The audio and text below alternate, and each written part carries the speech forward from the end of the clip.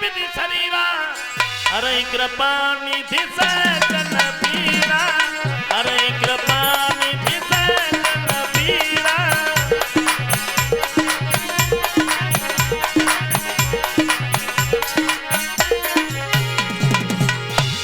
गोस्वामी तुलसीदास जी कहते क्या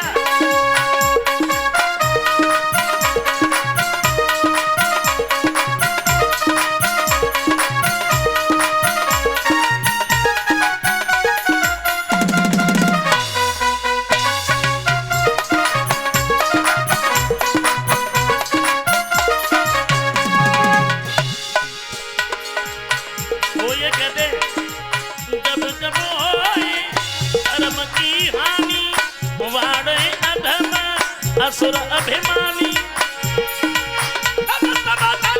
प्रभु विपिन शरीरा हरे कृपा निधि सजन पीरा हरे कृपा निधि सजन पीरा।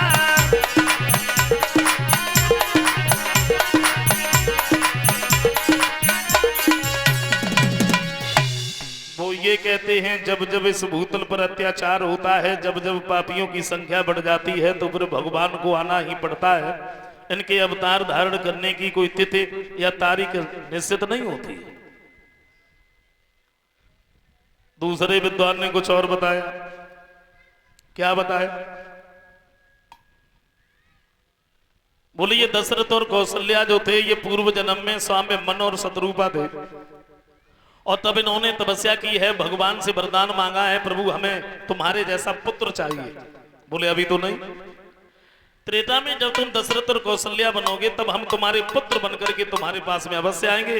इसलिए भगवान श्री राम का अवतार हुआ। तीसरे विद्वान ने कुछ और बताया। इन्होंने क्या बताया? ये जय और विजय जो भगवान वैकुंठनाथ के दरवाजे पर पहरेदारी करते थे, सौनकादिक ऋषियों ने श्राप दिया। तो पहले जन्म में ये जब राक्षस बने, हिरणाक्ष और हिरण्यकश्यप बने, दूसरे जन्म में रावण और कुंभकर्ण बने, तो उनका उद्धार करने के लिए भगवान श्री राम का अवतार हुआ। लेकिन चौथे विद्वान ने कुछ और बताया। उन्होंने ये बताया ऋषि नारद ने नारायण भगवान को श्राप दिया। अब नारद ने श्राप क्यों दे दिया? क्योंकि नारद तो हमेशा नारायण नारायण ही कहते रहते थे, फिर श्राप काहे को दे दिया? अति संक्षेप में गौर करते। एक बार ऋषि नारद हिमालय पर्वत पर घूमने के लिए गए। क्या देखा? बड़ी सुंदर बड़ी रमणीक जगह है, बड़े सुंदर वृक्ष है, पुष्प झूल रहे हैं, चिड़ियां चहक रही हैं, झरने झर रहे हैं। नारद ने देखा बड़ी सुंदर जगह है हिमालय पर्वत पर। अरे छाई बाबा पर्वत के ऊपर,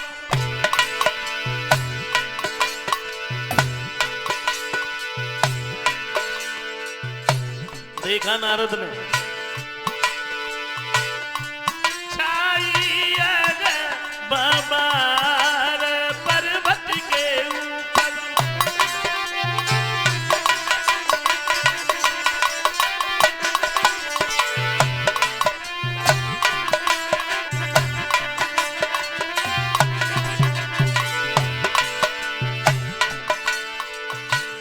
क्या देखा? हरे हरे पेड़ पे बेली रही लपटाए, काली काली कोयलिया सुंदर गाना गाए, लाल लाल फूल पे भोरा बन।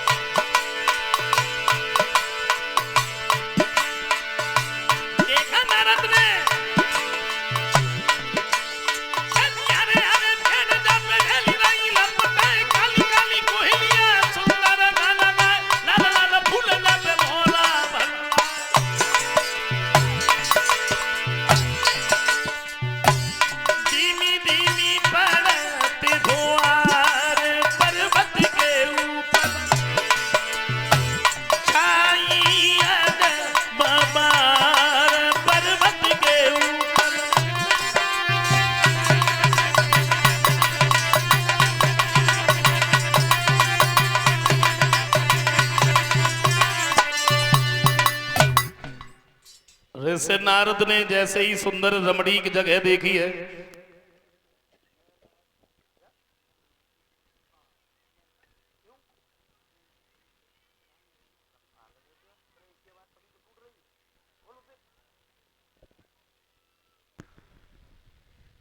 सुंदर रमणीक जगह देखी है, एक बात सोची हमें यहां बैठ करके तपस्या करनी चाहिए। और इस नारद ने घोर तप किया, इतना घोर तप किया। इंद्र ने एक बात सोची, हमें ऐसा लग रहा है नारद मेरा सिंहासन लेना चाहते हैं, इसलिए तपस्या कर रहे हैं। और ये इंद्र किसी को तपस्या नहीं करने देता था। क्यों? क्योंकि कुर्सी का बहुत बड़ा डर रहता था, कहीं हमारी कुर्सी ना चली जाए। इंद्र का नाम भी इंद्र नहीं था, इंद्र का नाम था मलद्रव। इंद्र एक पदवी थी, जैसे आज प्रधानमंत्री मुख्यमंत्री इनकी हुआ करती। पहले जो तपस्या में सफल हो जाता था उसे इंद्र की पदवी दी जाती थी। और जो कुर्सी के लिए अवैध ना है, बहुत दिन पहले से ही झगड़ा चलू आए रहो, खत्म हो को तो नाम ही ना ले रहे हो, बल्कि बढ़ते ही चलू जाता है। गोस्वामी तुलसीदास जी कहते हैं इंद्र को लाज नहीं है, यही सोचा है नारद मेरा सिंहासन लेना चाहते हैं, इसलिए तपस्या कर रहे हैं। कामदेव को नजदीक बुला लिया और जवाब दिया है कि तुम चले जाओ हिमालय पर्वत पर। काहे को? बोले ऋषि नारद तपस्या कर रहे हैं, उनकी तपस्या में विघ्न डालो और किसी भी तरह से उनकी तपस्या पूर्ण ना हो पाए। कामदेव जब चले हैं हिमालय पर्वत पर पहुंचे हैं और काम ने सारी लीला दिखाई, लेकिन नारद के ऊपर कोई असर ही नहीं पड़ रहा। ये कमेटी की तरफ से हमारे पास में तो हिमालय पर्वत पर सुंदर तीर फूलवारी है शोभा, पर्वत तीर बड़ी न्यारी है।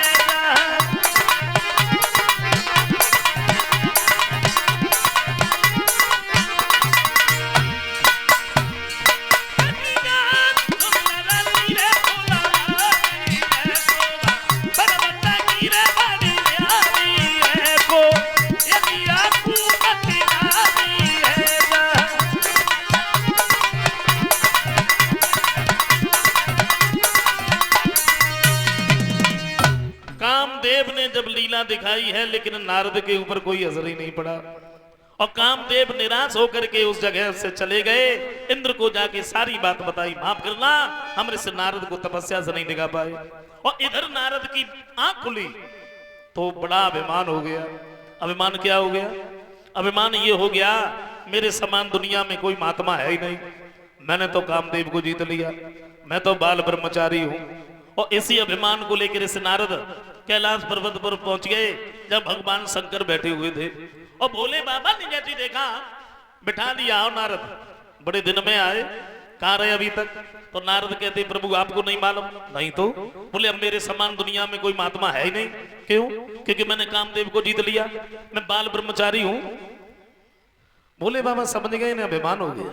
एक बात की देखो नारद, तुमने जब बात हमसे कही सो कही, लेकिन कहीं ब्रह्मा जी से जाके नहीं कहना। अच्छा, नारद ने बीड़ा उठाया और तत्काल ही ब्रह्मा जी के नजदीक पहुंच गए। वह बात ब्रह्मा जी ने समझाई, बोले हमसे कहां सुखा, लेकिन कहीं विष्णु से जाके नहीं कहना। वैसे नारद थोड़ी बहुत देर और बैठते, फिर बिल्कुल नहीं बैठे, तुरंत ही विष्णु भगवान के नजदीक पहुंच गए। और भगवान ने जब चेहरा की तरफ देखा तो देखते ही समझ गए कि ना अभिमान हो गया। फिर भी बैठने के लिए कह दिया, आओ नारद बैठो, बड़े दिन में आए। नारद कहते प्रभु आपको भी नहीं मालूम? नहीं तो? बोले मैं हिमालय पर्वत पर तपस्या कर रहा था, अब मेरे समान दुनिया में कोई महात्मा है ही नहीं। क्यों? क्योंकि मैंने कामदेव को जीत लिया, मैं तो बाल ब्रह्मचारी हूं। भगवान कहते देखो नारद, महात्माओं के लिए कामदेव जीतना कोई बड़ी बात नहीं होती है, और तुमने जीत लिया तो तुम कहते काहे को? तो नारद कहने लगे क्यों नहीं कहेंगे? क्यों नहीं कहेंगे? मैंने कोई चोरी की है, कोई कत्ल किया है? मैंने कामदेव को जीता है, मेरे समान कोई महात्मा है नहीं। भगवान ने सोचा है अभिमान हो गया, और भक्तों का अभिमान दूर करना ही मेरा काम है। अब हमें वो करना चाहिए जिससे नारद का अभिमान दूर हो जाए। तो पहले तो भगवान समझाते रहे, लेकिन नारद नहीं माने। तो एक बात सोची, अब हमें कुछ लीला रचनी चाहिए अपने माया के द्वारा। बड़ा सुंदर नगर बसाया, बड़े सुंदर सुंदर महल है, दरवाजे दरवाजे पर कलश से शोभित है, बंधन बार बंधी है, केला के खम्भ लगे हैं, गलियों में इत्र छिड़के हुए हैं, बड़ा सुंदर नगर। तो निज भी थोड़ा पुरी से भी प्रभु ने और अति सुंदर जिसे बनाया है।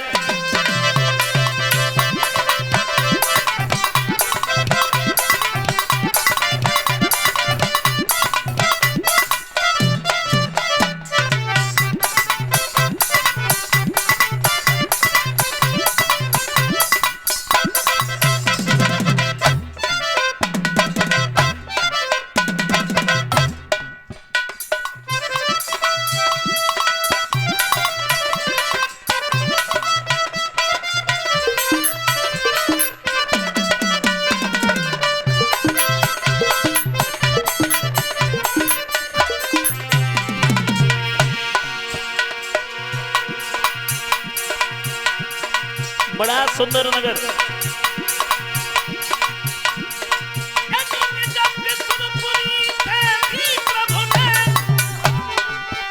अति सुंदर जिसे बनाया है और एक नाम है शील निधि महाराजा जिसमें भगवान बसाया है।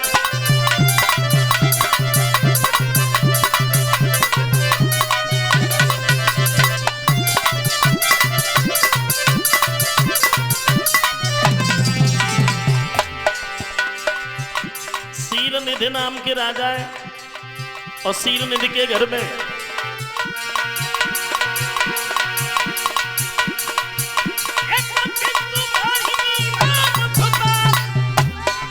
और जिसको प्रभु ने प्यारी है और जिसकी सुंदरता देखी देखी सुंदरता मन में आ रही है।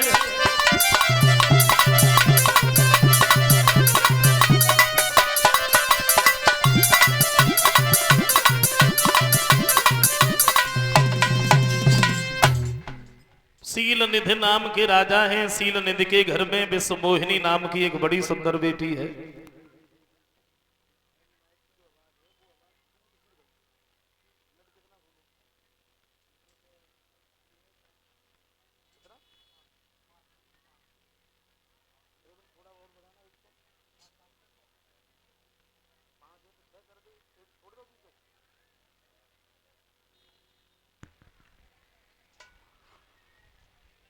शील निधि के घर में विश्व मोहिनी नाम की बड़ी सुंदर बेटी है और उसी विश्व मोहिनी का स्वयंवर था। स्वयंवर जैसे नारद उसी नगर से निकले, बड़ा सुंदर नगर देखा तो नगर निवासी से पूछ लिया, बोले भैया नगर तो देखने में बड़ा अच्छा लग रहा है और हमें ऐसा लग रहा है यहाँ कोई उत्सव मनाया जा रहा है। भगवान विष्णु की माया थी। विश्व मोहिनी देखने में इतनी सुंदर, ऋषि नारद सब कुछ ही भूल गए। चेहरा की तरफ देख रहे हैं, हाथ की तरफ नहीं देख रहे।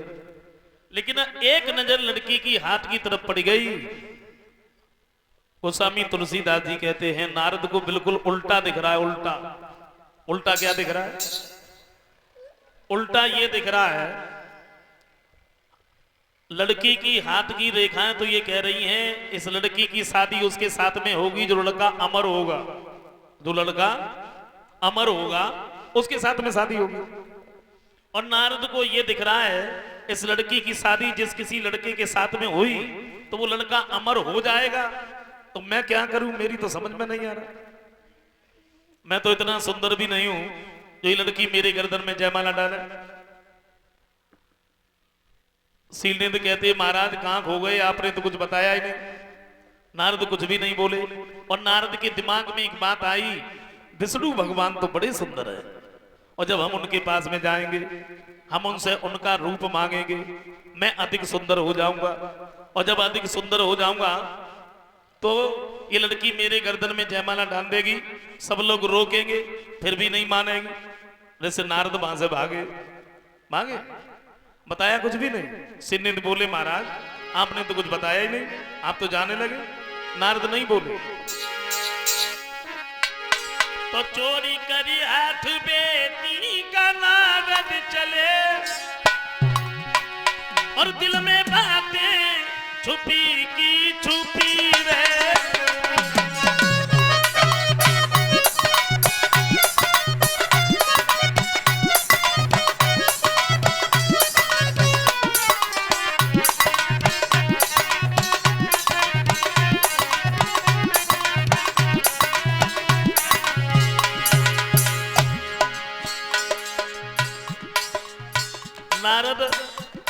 नारद बड़े हैरान हैं, बड़े परेशान हैं, क्या करें। वहां से विष्णु भगवान के नजदीक को भागते हुए जा रहे हैं।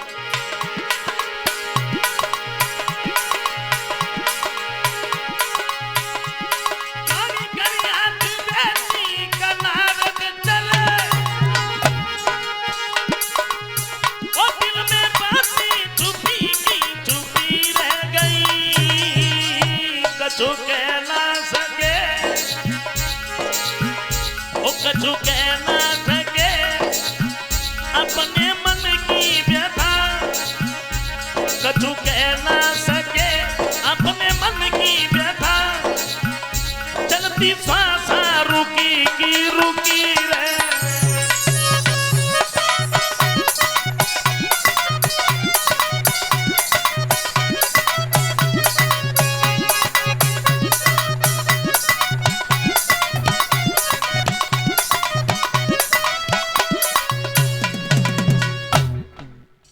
से नारद वहां से भागे, विष्णु भगवान के नजदीक को जा रहे हैं, लेकिन दिमाग में झटका लगा। नारद उसी जगह पर खड़े हो गए। एक बात सोची, अगर हम अपनी तरफ से भागते चले गए तो वहां पहुंचने में बड़ा समय लगेगा, और इधर वो लड़की कहीं दूसरे की गर्दन में जयमाला न डाल दे। मैं क्या करूं, मेरी तो समझ में नहीं आ रहा है। फिर एक दूसरी बात दिमाग में आई, चलो भगवान को हम बुला रहे और भगवान अति शीघ्र हमारे पास में आ जाएंगे। जैसे नारद उसी जगह पर खड़े हुए, ये भगवान को याद करने लगे। तो बहु वेदे विनय की न तो ही काला, और प्रकटे प्रभु कौटुकी कृपाला। भगवान ने जैसे ही नारद की आवाज सुनी है और भगवान भाग करके सामने पहुंच गए। कहो नारद, तुम्हारे समान तो दुनिया में कोई महात्मा है ही नहीं, तुमने तो कामदेव को जीत लिया, तुम तो बाल ब्रह्मचारी हो, हमारी क्या जरूरत पड़ेगी, बोलो। नारद कहते प्रभु अब ये बातें छोड़ दीजिए ना, कहिए हमें काहे को बुलाया। जब आपके प्रभु मेरे पास में ज्यादा समय नहीं है, मैं बड़ा दुखी हूं, परेशान हूं। काहे को दुखी हो। तो नारद कहते हैं प्रभु अब इधर उधर की बातें ना करो, हम आपको बताएं हमने काहे को बुलाया। काहे को बुलाया बोलिए।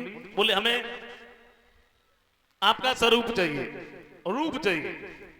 और इस नारद ने हर रूप मांगा। हर तो हर कहते हैं विष्णु भगवान को, हर बंदर को भी कहा जाता है। भगवान ने अपना रूप तो दे दिया, लेकिन चेहरा बंदर का बना दिया। अब नारद अपने शरीर की तरफ देख देख के बड़े खुश होते हैं, हमसे सुंदर और कोई दुनिया पे।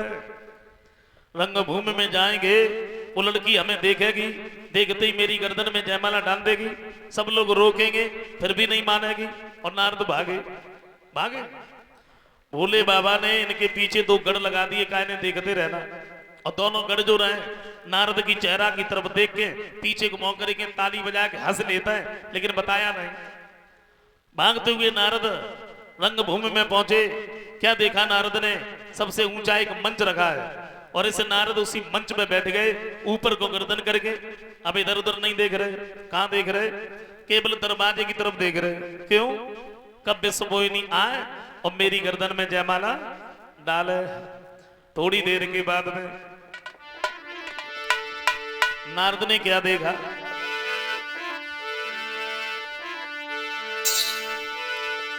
देखा नारद, अरे चली दीनी सो कुमारी बरमाला लेके।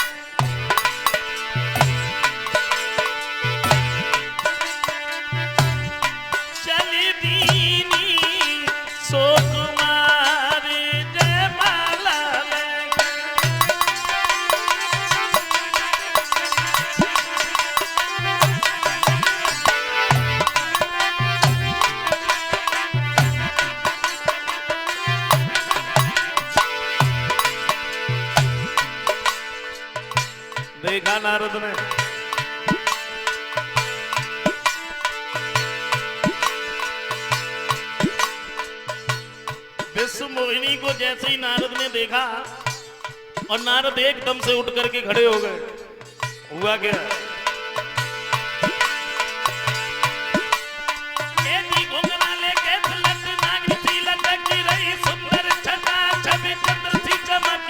मृगनी से लेना नहीं सो बहु जाए कहीं।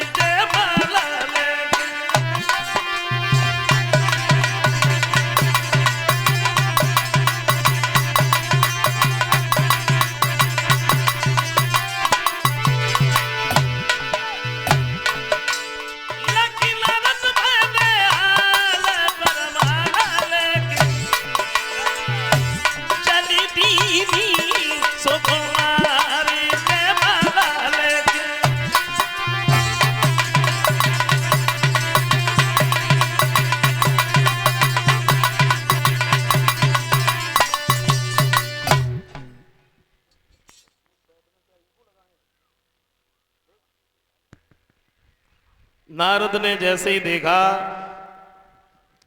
नारद एकदम से उठ के खड़े हो गए। विश्व मोहिनी ने एक नजर नारद के ऊपर डाली, दोबारा झांक के भी नहीं देखा और वे सीधी चली गई। नारद ने ये सोचा हमें ऐसा लग रहा हमें देख ही नहीं पाया इसलिए सीधी चली गई। अगर हमें देख लेती तो एक भी कदम आगे नहीं बढ़ाती, जयमाला तो मेरी गर्दन नहीं पड़ती। तत्कालीन नारद उठे, भाग के सामने वाले मंच पे फिर बैठे। उन्होंने फिर नहीं देखा, वे फिर सीधी चली गई। नारद फिर उठे, फिर सामने वाले मंच पे, तो बड़े परेशान। थोड़ी देर के बाद में राजा का भेष रखे वहां विष्णु भगवान ही आ गए और जैसे ही विश्व मोहिनी ने भगवान को देखा बस उन्हीं के गर्दन में जयमाला डाल दी। और नारद ने जैसे ही देखा, नारद एकदम से उठ के खड़े हुए और जवाब दिया, नादान लड़की।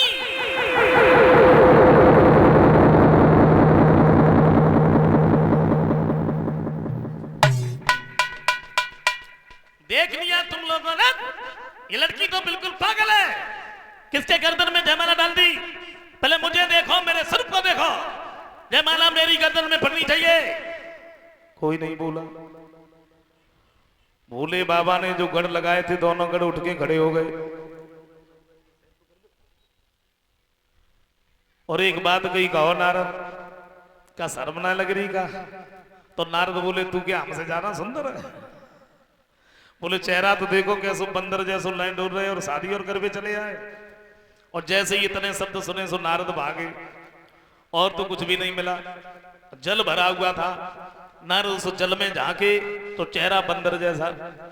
दोनों गणों को श्राप दे दिया, मूर्खो, तुम मेरी चेहरा की तरफ देख देख करके हंसते रहे, मेरी मजाक उड़ाते रहे और तुमने हमें बताया नहीं। हम तुम्हें ये श्राप देते हैं, तुम भूतल पर 3 जन्म तक राक्षस बनोगे। और जब श्राप दिया, इस नारद दोबारा जल में झांके तो जो असली चेहरा था वही रह गया, लेकिन क्रोध हृदय से नहीं गया। भागते हुए नारद विष्णु भगवान के नजदीक पहुंचे हैं और क्या देखा, एक तरफ लक्ष्मी जी खड़ी, एक तरफ विश्व मोहिनी खड़ी, बीच में भगवान खड़े। और भगवान ने नारद की तरफ देखा। भगवान ने क्या किया, भगवान थोड़ा सा मुस्कुरा दिए चेहरे की तरफ देख के। अच्छा, आगे तो वैसे ही लगी थी, अब और ज्यादा लग गई। बोले, तुमने हमें कहीं का नहीं छोड़ा। और सच बात तो यह है, तुम तो किसी का बसता हुआ घर देख ही नहीं सकते। अरे बसने की बात छोड़ो, मेरा घर तो बसने नहीं दिया, उससे पहले उजाड़ दिया। आज तुमने पता नहीं किस किस को छला, आज तुमने हमें भी छल लिया, लेकिन आज मेरे हाथों से नहीं बचोगे। नारद बोले,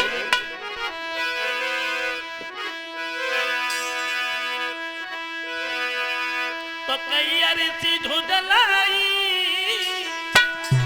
और तुम खानी की न लगती भलाई कई अरसे।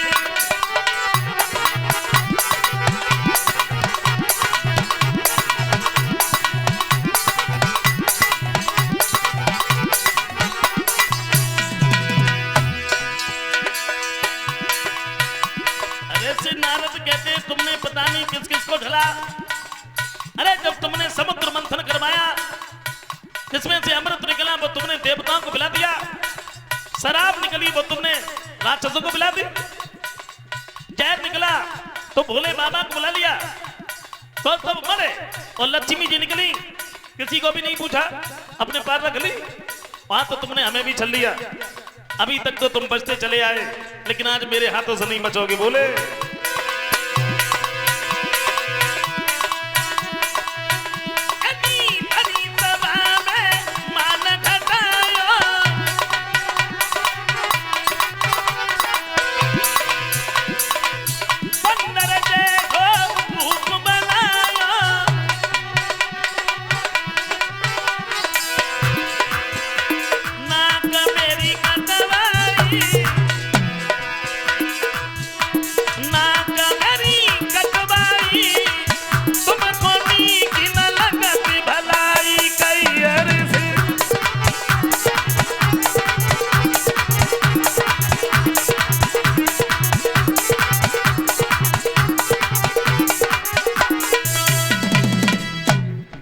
जवाब दिया है, आज तो तुमने हमें भी छला, आज हमारे हाथों से नहीं बचोगे। इस विश्व मोहिनी के पीछे मेरा खाना पीना भी छूट गया, तुमने इस विश्व मोहिनी से हमें मिलने नहीं दिया, तो ये मेरा श्राप है। इसी विश्व मोहिनी के पीछे तुम बन बन में इधर उधर भटकोगे। तुमने मेरी बंदर की सूरत दी तो बंदर ही तुम्हारी सहायता करेंगे। राजा बनकर के तुमने हमें छला, तो ये मेरा श्राप है कि भूतल पर तुम राजा ही बनोगे। और जब वैसे नारद ने श्राप दिया भगवान को, तो भगवान ने क्या किया? तो जब हरि माया और दूरी निभाती,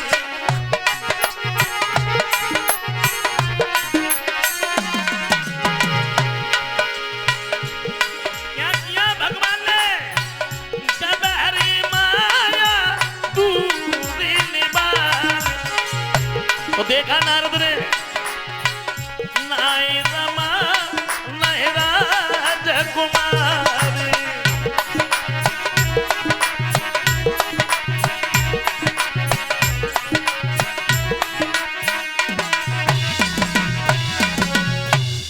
क्या देखा है उस जगह पर? ना ही तो लक्ष्मी जी है और ना ही विश्व मोहिनी है, अकेले भगवान खड़े हैं। एकदम से ऋषि नारद जो थे भगवान के चरणों पे गिर पड़े। जवाब दिया, प्रभु ये मैंने क्या कर दिया? मैंने तुम्हें श्राप दे दिया, मेरा श्राप झूठा हो जाए। मैं शादी करना चाहता था, वो ना जी ना, मेरे मन में विचार बन कैसे गए? मैं तो बाल ब्रह्मचारी हूं। भगवान कहते हैं, देखो तुम्हें अभिमान हो गया था, तुम्हारा अभिमान दूर करने के लिए हमने लीला रची। कोई बात नहीं, तुमने हमें श्राप दिया है तो हम भूतल पर जरूर जाएंगे, हम राजा जरूर बनेंगे। एक बात की प्रभु, हमें जो पाप लग गया है इससे छुटकारा कैसे पाए? तो भगवान कहते हैं, देखो भोले बाबा के भक्त हमें बड़े प्रिय हैं, तुम ऐसा करो, तुम उन्हीं के नाम की माला जप लो। जैसे नारद वहां से दोबारा तपस्या करने के लिए चले जाते हैं। इधर आइए, गौर करते हैं उसी जगह पर कि भगवान श्री राम का अवतार हुआ। जैसे नारद ने नारायण भगवान को श्राप दिया। अल्पकाल में ही चारों भाई विद्या को ग्रहण कर लेते हैं। सुबह सुबह ब्रह्म मुहूर्त में जा करके अपने माता पिता गुरु के चरण स्पर्श करते हैं।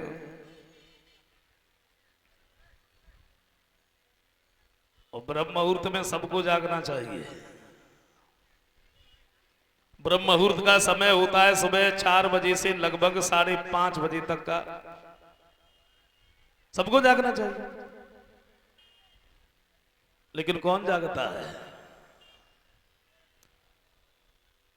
ये भी कहा कि सुबह सुबह जाग करके सबसे पहले अपने हाथ की हथेलियों को दर्शन करने चाहिए। लेकिन जागता कौन है? सूर्य निकल आए, श्रीमान जी चादरा में मुखार बिंद दिए लेटे, अच्छा, अंदर से ही आवाज एक लगा रहे, बोले चाय बनी का। और श्रीमती जी चाय लेके सामने पहुंची, बोले लो अब तो उठो। हाँ? सुबह ही सुबह अपने माता पिता गुरु के चरण स्पर्श करते, सबको करने चाहिए, लेकिन कौन करता है? माता पिता के पैर कौन छूता है? और हमें तो जब मालूम पड़ते कि होली दीपावली पे भले नंबर लग पाते हुए हैं? सम्मान करना चाहिए।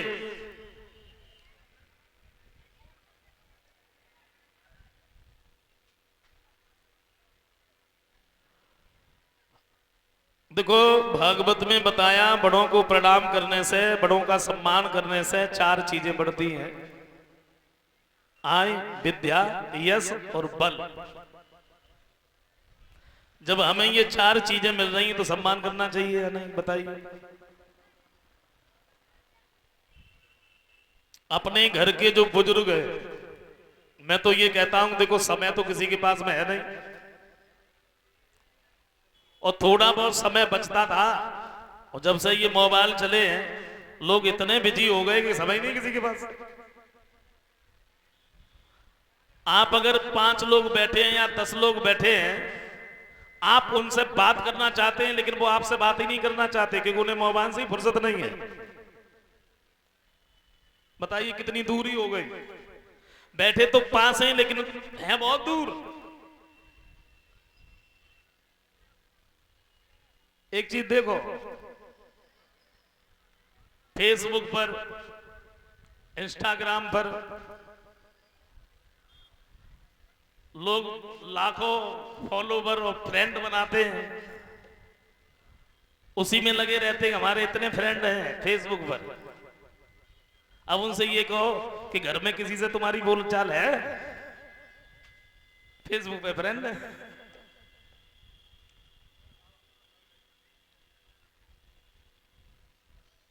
मोबाइल ने बिल्कुल दूरी कर दी, और मुझे ऐसा लगता है जब कभी मैं देखता हूं कि इसका सदुपयोग कम हो रहा है, दुरुपयोग ज्यादा हो रहा है।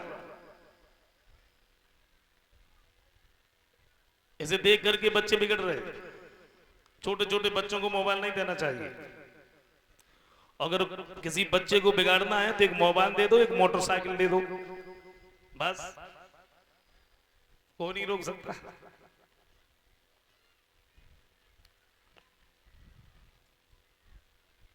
बड़ों का सम्मान करना चाहिए।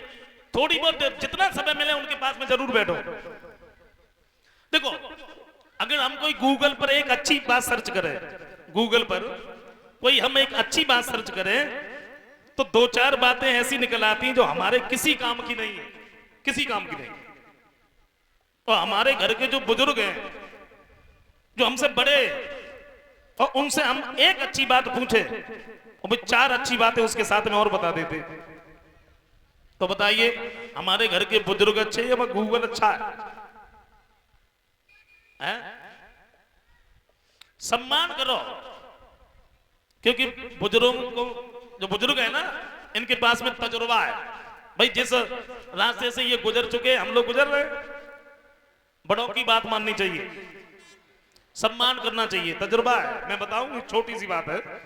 एक ट्रेन में 2 नौजवान लड़के बैठे हुए थे एक डिब्बे में, और उन्हीं के डिब्बे में एक बुड्ढे और बैठे थे। ट्रेन जैसी थोड़े आगे बढ़ी, एक लड़का दूसरे से बोला भाई, हाँ, बोला मैं चैन खींचूंगा। दूसरा कहने लगा पागल, चैन खींचेगा, पकड़ गया, 500 रुपए जुर्माना लगेगा, देगा कौन? बोले कुछ भी हो जाए लेकिन मैं चैन खींचूंगा। अच्छा एक बात बता, क्या? बोले तेरे पास कितने हैं? बोले 300। बोले 200 मेरे पास है। पकड़ गए, दे देंगे। अच्छा, बुड्ढे जो थे उनकी बातें सुन रहे थे चुपचाप। दूसरा लड़का बोला भाई, बुड्ढे की चेहरे की तरफ देख के दूसरा बोला भाई ऐसा कर, हाँ, बोला खींच दे, खींच दे, अभी तो तू मना कर रहा था। अरे बोला खींच दे। किसी ने अगर पूछा तो बता देंगे साहब बुड्ढे ने खींची है, खींच दे। अच्छा, लड़के ने चैन खींच दी, और लड़के ने जैसी चैन खींची, गार्ड आ गया, बोले चैन किसने खींची? दोनों बोले साहब हम तो मना करते रहे, बुड्ढे नहीं माने। खींच दी। बुड्ढे ने सोचा बच्चों ने तो फंसा दिया। अब इन्होंने अपना दिमाग घुमाया, गार्ड कहने लगा चैन क्यों खींची? बुड्ढे बोले साहब मजबूरी में खींचनी पड़ी। बोले ऐसी क्या मजबूरी जो तुमने चैन खींची? बुड्ढे बोले साहब हमारी जेब में केवल 500 रुपए थे और वो जबरदस्ती इन दोनों ने छीन लिए। अगर यकीन न हो तो 300 रुपए इसके जेब में रखे, 200 रुपए इसके जेब में रखे, हमारे पैसे वापस दिलवा दो, इसलिए मैंने चैन खींची थी।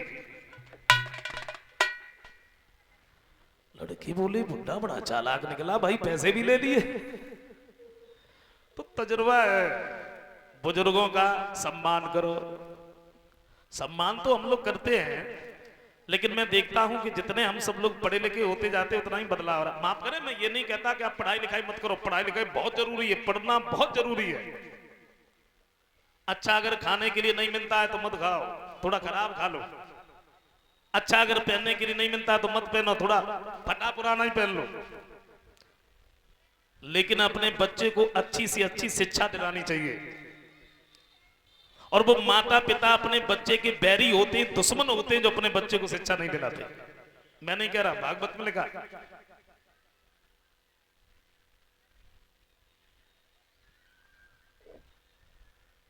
पढ़ाई करो, खूब पढ़ो, खूब अंग्रेजी बोलो, अंग्रेजी सीखो, सीखनी पड़ेगी। लेकिन हाँ इतना मैं जरूर कहूंगा, बाहर चाहे आप कितनी भी अंग्रेजी बोलो, खूब बोलो, लेकिन जब अपनों में बैठे हो तो बिल्कुल अपनी भाषा में ही बात करनी चाहिए, उसमें प्यार छलकता है। अपनी भाषा प्यार छलकता है। लेकिन करें क्या, अब तो थोड़ी बहुत अंग्रेजी पढ़ ली, घर में तो भी अंग्रेजी, बाहर कहीं खड़े तो भी अंग्रेजी। और एक शब्द तो बड़ा यूज होता है, कौन सा? ओ माई गॉड। कर लो बात।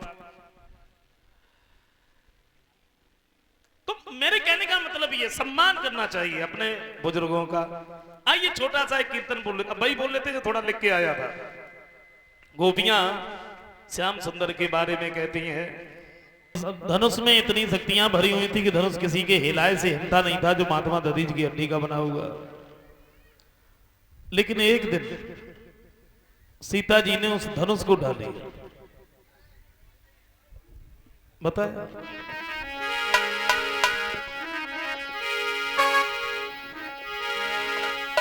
तो श्री जनक दुलारी सीता ने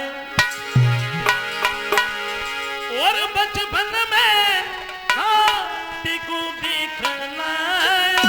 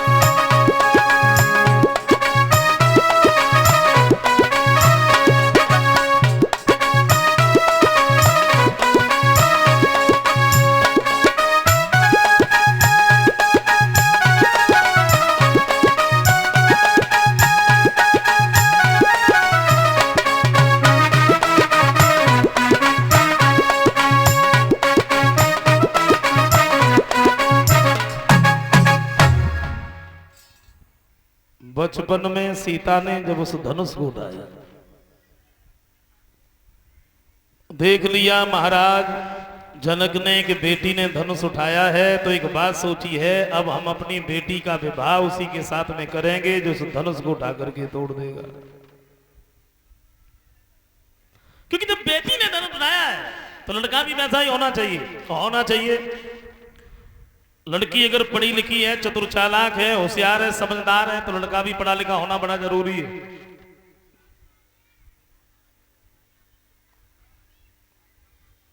लेकिन मैं देखता हूं कुदरत का कुछ ऐसा नियम है, उसकी कुछ ऐसी लीला है, अब ज्यादातर लड़का लड़की एक जैसे मिल ही नहीं पाते। लड़की अगर चतुर चालाक है, होशियार है, समझदार है, तो वैसा लड़का नहीं है, और लड़का अगर पढ़ा लिखा है तो वैसी लड़की नहीं।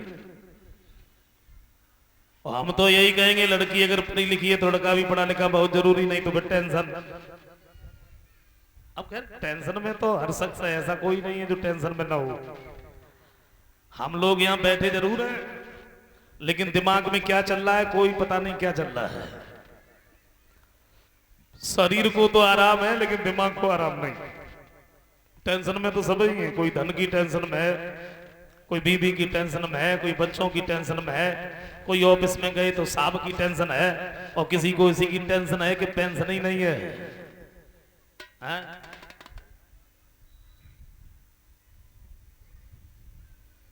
सुखी कोई नहीं है, सुखी कोई नहीं। अगर आपको ऐसा लगता हो ये श्रीमान जी सबसे ज्यादा सुखी हैं, ज्यादा नहीं, आप उनके पास में केवल 5 मिनट बैठ जाओ और 5 मिनट बैठ के आप उनसे बात कर लो, 5 मिनट में ही आपको मालूम पड़ जाएगा अब इनसे दुखी हमें कोई ढूंढने से भी नहीं मिलेगा, मालूम पड़ जाएगा।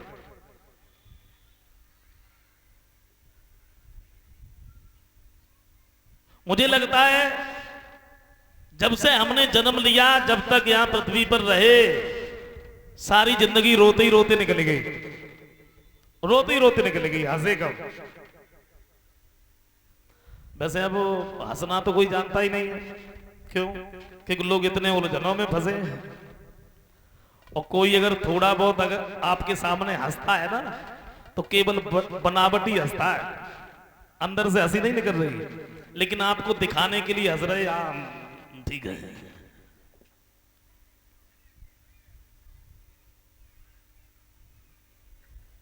कोई तन दुखी, कोई मन दुखी, और कोई धन बिन रहे तो उदास, थोड़े थोड़े सब दुखी और सुखी राम के दास। कोई तो अपने शरीर से दुखी है, शरीर से दुखी क्या है? बहुत सारा धन भरा है घर में, बैंक में बैलेंस है, गाड़ियां हैं, बंगले हैं, नौकर है, और अगर किसी दिन मिल गए तो पूछ लिया भाई खाने में क्या लेते हो? बोले कुछ नहीं। अरे बोले कुछ तो लेते होगे, तो बड़ी मुश्किल से बता पाते, बोले मूंग की दाल बिना चुपड़ी रोटी। हैं? घी नहीं खाते हो? बोले घी खाए कैसे? क्यों? बोले डॉक्टर ने मना कर दिया है, घी खाओगे तो ब्लड प्रेशर हाई हो जाएगा, हम नहीं जानते। बताइए। और कोई अपने मन से दुखी है, मन में सोच कुछ और रहे, विचार कुछ और रहे, लेकिन हो कुछ और रहा। सुखी कोई नहीं। ऐसा कोई नहीं है जिसके सामने किसी न किसी बात की समस्या ना हो, मुझे तो नहीं लगता। कोई सोच रहा है क्या करें, सारे दिन मेहनत मजदूरी करते हैं लेकिन बड़ी समस्या है जो धन इकट्ठा नहीं हो पा रहा। कोई सोच रहा है क्या करें, बहुत सारा धन भरा है घर में लेकिन बड़ी समस्या है, उसे कोई खर्च करने वाला ही नहीं है। गरीब का बच्चा सुबह सुबह रोता है चाय पीने के लिए, लेकिन चाय नहीं बन सकती। क्यों? बोले चीनी नहीं है, समस्या है। अच्छा, बड़े बड़े अमीर, बड़े बड़े पैसे वाले भी रोते हैं चाय पीने के लिए।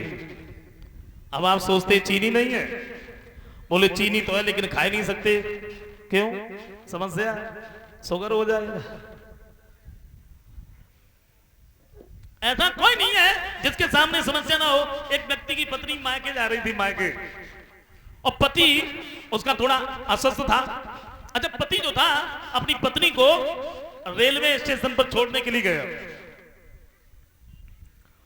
पत्नी जब जाने लगी तो एक बात की, देखो समय से दवाइयां देते रहना, समय से भोजन करते रहना, 2-4 दिन की बात है, फिर मैं लौट के आ जाऊं। और पत्नी जब जाने लगी तो पति इतना भावुक हो गया, पति रोने लगा।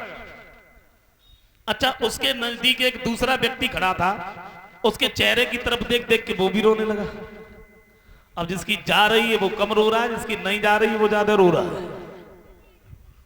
उसने सोचा मैं अस्वस्थ हूं और मेरी पत्नी मायके जा रही, मैं इसलिए रो रहा हूं, ये क्यों रो रहा है? सामने पहुंच गए, पूछ लिया भैया तुम काहे को रो रहे? बोले तू क्यों रो रहा है?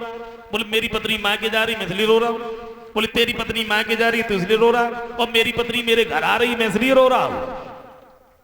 समझ से ऐसा कोई नहीं है जिसके सामने किसी न किसी बात की समस्या ना हो। रोते रोते हमारी सारी जिंदगी निकल गई। पैदा हुए तो रोने में लग गए, पैदा होते ही रोने लगे। जरा से थोड़े से बड़े हुए, थोड़े से समझदार हुए तो खिलौने के लिए रोने लगे। अड़ी गिराएगी और उसी वीर को निर्विवाद जान की विवाही जाएगी।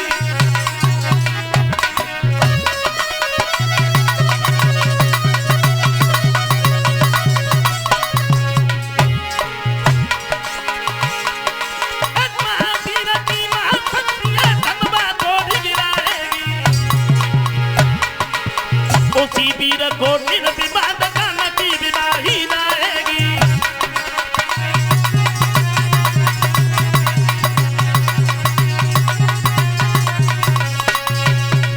चारों तरफ ये पत्र भेजे, सीता का स्वयंवर है, जो भी इस धनुष को उठा करके तोड़ देगा उसी के साथ में हम अपनी बेटी सीता का विवाह करें।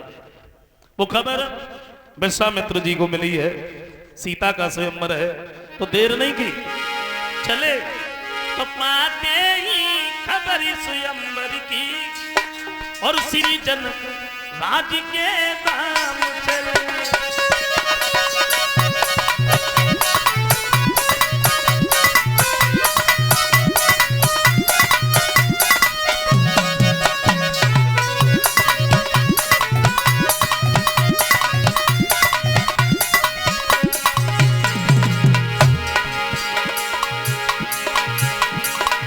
विश्वामित्र जी चले,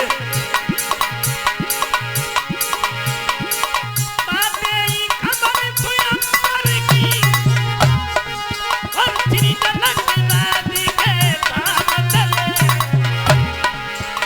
और मारे शुक्ला द्वादश को गुरु के संग में श्री राम चले।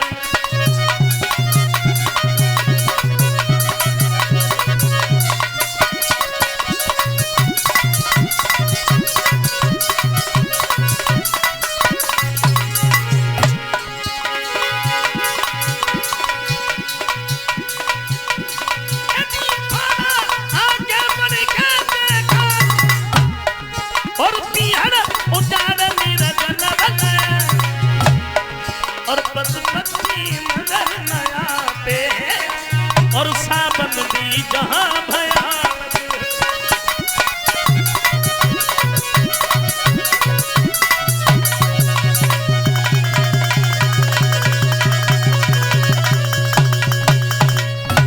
ऐसे निर्जन वन में पहुंचे हैं जहां पशु पक्षी भी नजर नहीं आते हैं।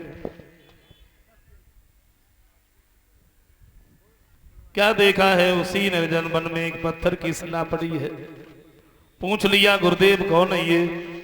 बोले बेटा तुम्हें नहीं मालूम, ये गौतम ऋषि की पत्नी अहिल्या है। पत्थर की कैसे बन गई? बोली अहिल्या देखने में बड़ी सुंदर। देख लिया इंद्र ने, अहिल्या तो देखने में बड़ी सुंदर है। चंद्रमा के द्वारा मदद लेकर के अहिल्या के साथ में चल गया। गौतम ऋषि ने श्राप देकर के पत्थर की बना दिया। बेटा राम तुम्हारे चरणों की धूल अगर इनके ऊपर पड़ जाए तो फिर इनका उद्धार हो जाए। तो गुरु विश्वामित्र के कहने से अहिल्या का उद्धार किया। इंद्र के साथ कलंकित थी, उन पापों से उन्हें पार किया। अहिल्या का उद्धार करने के बाद में प्रभु श्री राम शेषावतारी लक्ष्मण वहां से आगे बढ़ गए।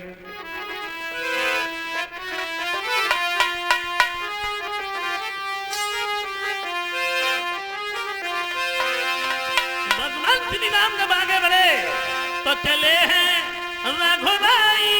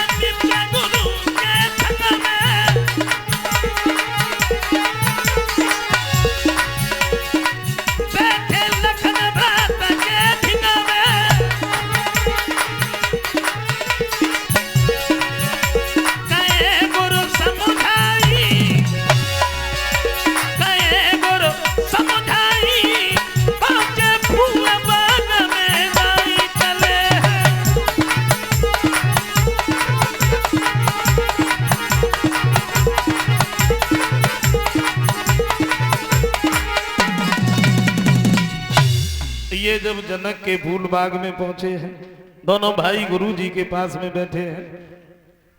एक बात कहिए बेटा राम, तुम ऐसा करो, तुम बगीचे के अंदर चले जाओ, पूजा के लिए फूल ले आओ।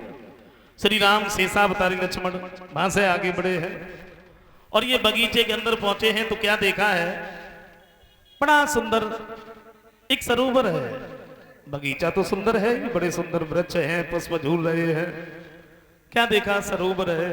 प्रभु श्री राम ने देखा क्या, चौकोरी चारी चौपट वाला बगिया के बीच सरोवर है, अब युक्ति सरोवर के समीप श्री गिरजा जी का मंदिर है।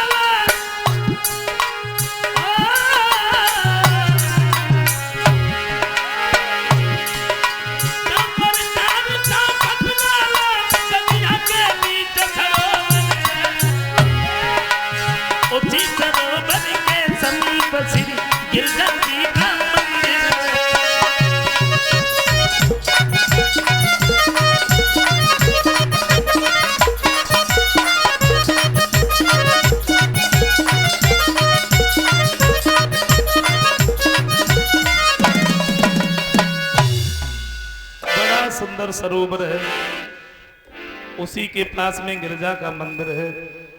दोनों भाई उसी जगह पर बगीचे की सुंदरता देखने लगे, खड़े हैं उसी जगह पर।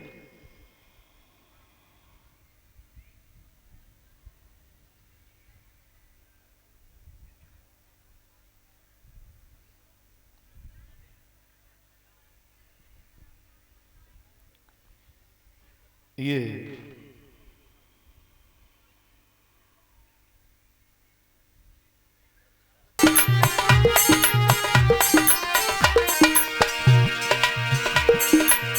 सीता चली पूजा की थाली कर में धराए,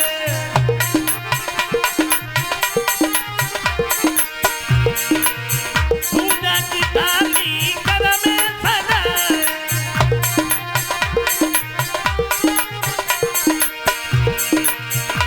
सब सखियां संग में लाई होतियां सुकुमारी, भवानी भूलन आई होतियां सुकुमारी।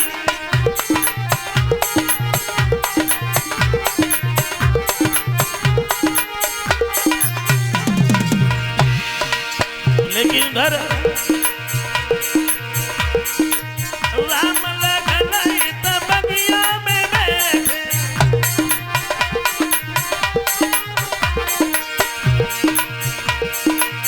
राम लखन त बगिया में बैठे,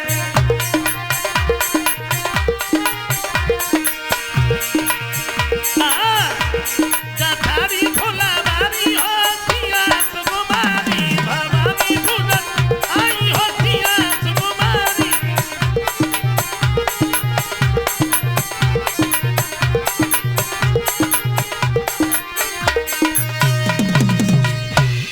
सीता सहेलियों को साथ में लेकर के उस बगीचे में जो मंदिर था, इस मंदिर में पूजा करने के लिए आई है। लेकिन सीता जी की एक सहेली सीता जी से बिछुड़ गई। प्रभु श्री राम के नजदीक पहुंची है और राम की जब सुंदरता देखी है तो ये लौट करके फिर भागी, सीता के नजदीक आई है। पूछ लिया क्या हुआ, बड़ी घबराई हुई लगती है, बात क्या है? बोली बहन, तो राजकुमार इस बगीचे में इतने सुंदर बैठे हैं, इनकी सुंदरता की बढ़ाई हम सारी जिंदगी करते रहे फिर भी कम है, और हमें तो ऐसा लग रहा है। कैसा लग रहा है? तो बोलिए, जिनकी हम बरसों से प्रशंसा करते चले आए, जिनका हम बरसों से गुणगान करते चले आए, वही प्रभु श्री राम। बोले ये भवानी गोइया राम बगिया में आए, सुनारी सगनी राम बगिया में आए,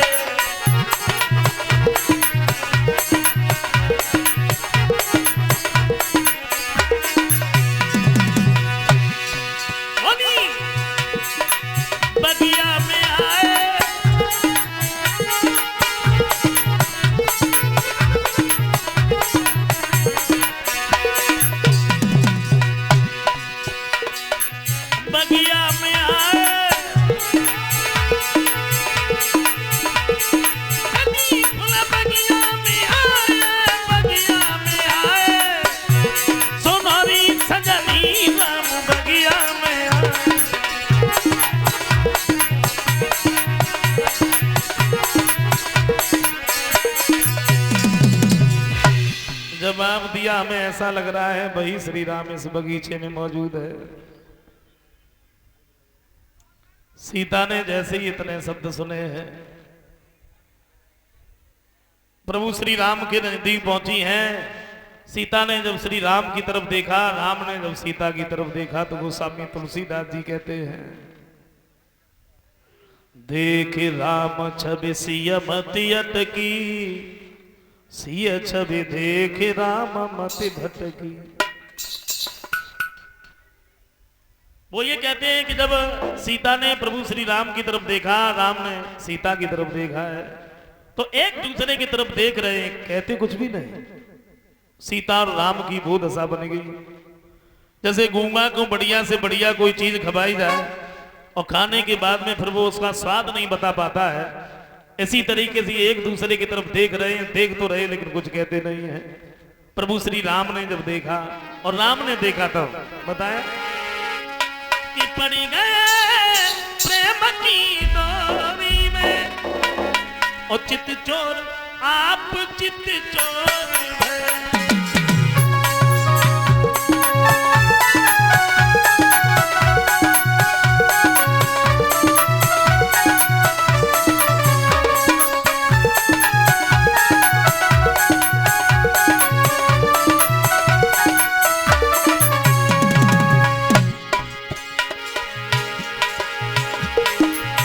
प्रभु श्री राम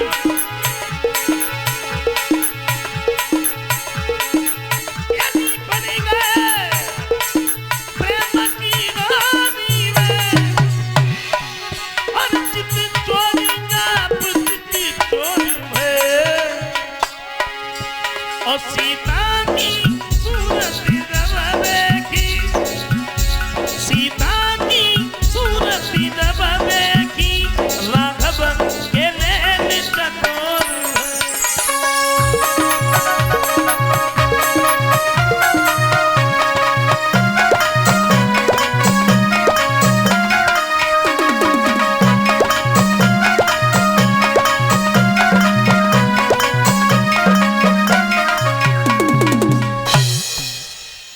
प्रभु श्री राम ने देखा, एक दूसरे की तरफ देख रहे हैं,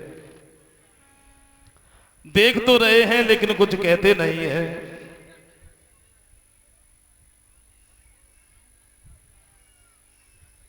प्रभु श्री राम इधर गुरु जी के नजदीक चले आए, सीता उधर मंदिर के अंदर पहुंची है।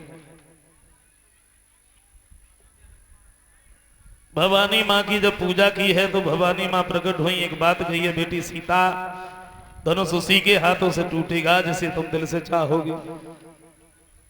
सीता इधर घर पर चली आई। महाराज जनक को जब ये खबर मिली है विश्वामित्र जी आए हैं, तो बड़े आदर सम्मान के साथ मैंने बुलवाया है।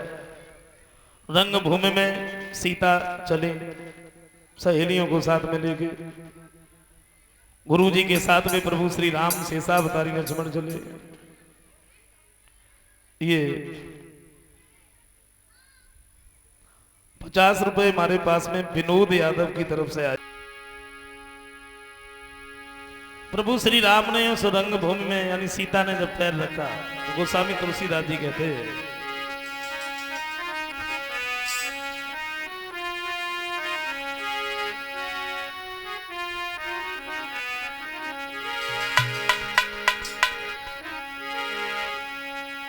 रंग भूमि जब सिय पगुधारी और मोहे देखी सकल नर नारी।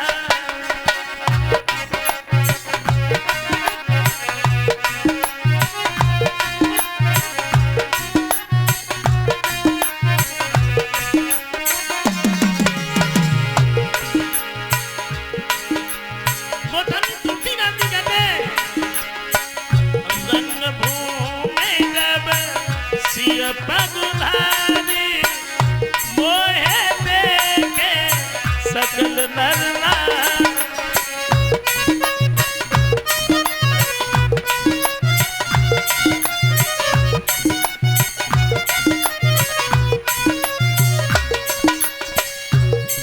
समझे?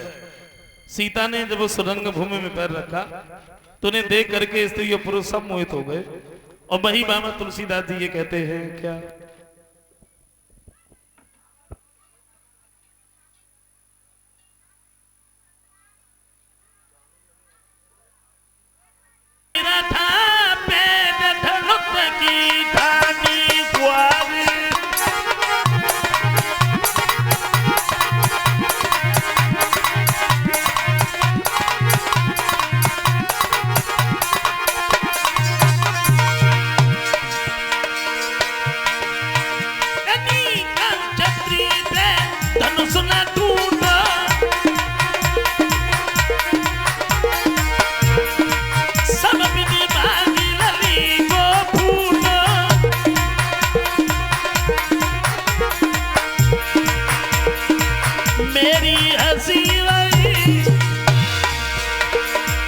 मेरी हंसी भरी बिरता पे मुक्त की दावी कुआवी।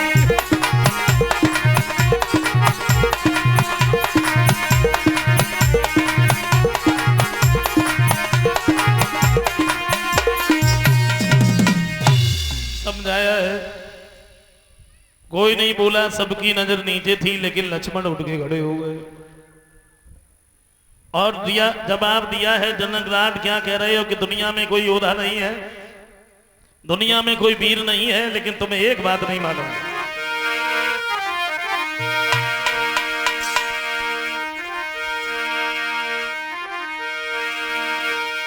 यदि आज्ञा गुरु की पैदा में हर ब्रह्मांड की अभय उड़ाए डाले, सूरज चांद को निगली जाए और यमकों का मिलाए ना।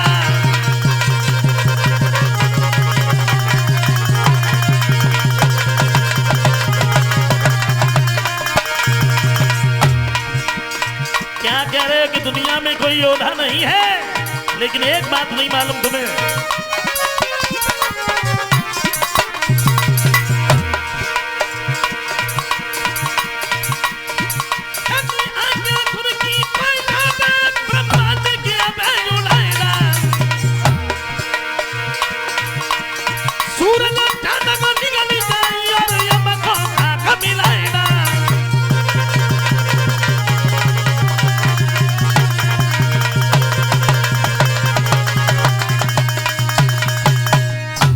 सबकी नजर लक्ष्मण की तरफ जम गई। बाजी वाह, जरा सा बालक इतनी बड़ी बात। विश्वामित्र कहते लखन खामोश बैठो। राम से कहा बेटा राम तुम उठो, जनक के संताप को दूर करो। प्रभु श्री राम गुरु की आज्ञा को लेकर के वहां से आगे बढ़े। बड़े बड़े योद्धाओं ने देखा तो हंसने लगे, लो ये धनुष उठाएंगे। सीता ने देखा, देवी देवताओं को बनाने लगे हैं। भोले बाबा से विनती की है, फिर पार्वती से विनती की है, फिर उस धनुष से ही विनती की है तुम इतने हल्के हो जाओ जो प्रभु श्री राम बड़े आसानी से तुम्हें धनुष उठा सके। तब तक श्री राम सामने पहुंच गए। प्रभु श्री राम ने धनुष को एक ही हाथ से उठा लिया। उठाते तो सबने देखा, लेकिन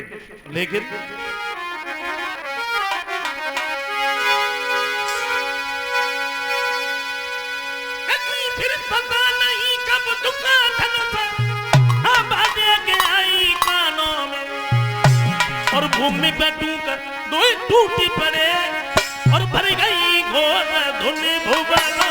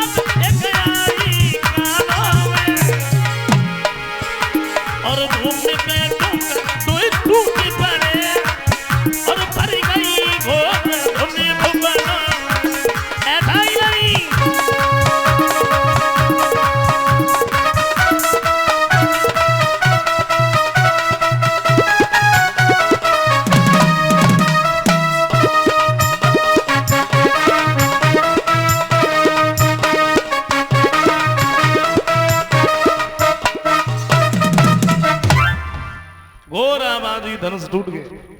सीता की सहेलियां नजदीक खड़ी रहे, बोले अब खड़ी खड़ी कहा देख रहे, वरमाला क्यों नहीं पहराती? वरमाला पहराने के लिए तैयार वहीं उचक उचक के रह जाती, लेकिन गर्दन तक न पहुंच पाती क्योंकि उम्र कम थी। और जब जयमाला ना पहरा पाई तो सीता की सहेलियां जो रहे प्रभु श्री राम से विनती करती हुई बोली है, राम हाँ मेरा कहना है क्या है? तो बोली झुकी जाइयो ललार घुबीर और लली मेरी बाबी है, झुकी जाइयो।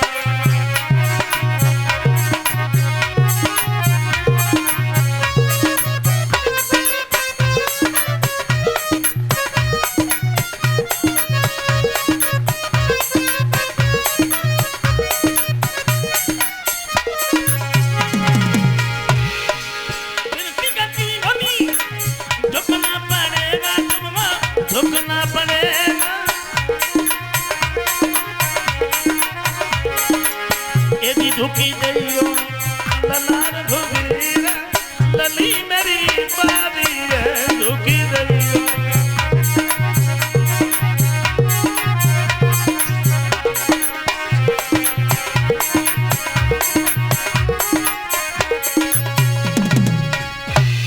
श्री राम ने सोची